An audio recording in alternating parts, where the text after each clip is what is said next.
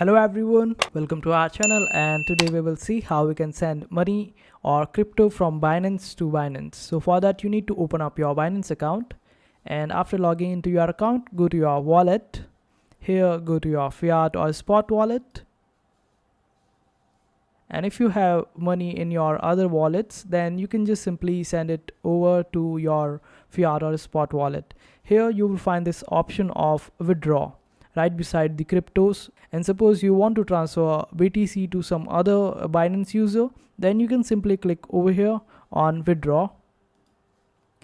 Now select the option of Binance user over here, and here you got 4 options to choose from. Whether if you know the email address of that particular user, then just simply type the email address and you will be able to send the Bitcoin to that particular user, Binance user, from your Binance account. And if you know the phone number, then also you can use it, and you can also ask for the pay ID or Binance ID from that particular user and use that to send Bitcoin to that particular user. And this is how easy it is to send money from one Binance account to another Binance account.